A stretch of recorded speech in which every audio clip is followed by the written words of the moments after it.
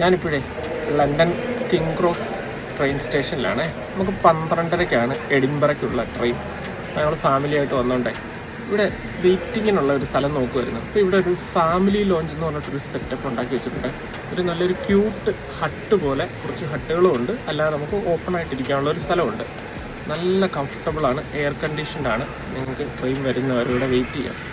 ഈ train journey എന്ന് പറയുന്നത് ഒരു സുഖപ്രദമായ ഒരു ജേർണി തന്നെയാണ്. പക്ഷെ അതിൽ നല്ലപോലെ പാസഞ്ചേഴ്സിന് കംഫർട്ട് കൊടുത്തു കഴിഞ്ഞാൽ എല്ലാവരും ട്രെയിൻ ഉപയോഗിക്കും. പ്രത്യേകിച്ചും സെൻട്രൽ ലണ്ടനിലേക്കൊക്കെ ഹോളിഡേക്ക് വരുമ്പോൾ ഉണ്ടല്ലോ, ഒരിക്കലും നമ്മുടെ കാറുമായിട്ട് വരരുത്. ഇവിടെ tube station, underground tube station, London underground നിങ്ങൾക്ക് അറിയാവുന്നതാണ്. നല്ല എഫക്റ്റീവാണ്, ചീപ്പാണ്, ഭയങ്കര ഫാസ്റ്റാണ്. Every 2 minutes ട്രെയിനുണ്ട്.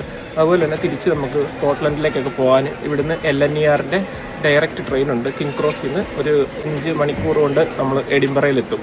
ഇവിടെ വെയിറ്റിങ്ങിന് നല്ലൊരു സൗകര്യമാണ് ഇവർ ചെയ്തിരിക്കുന്നത്.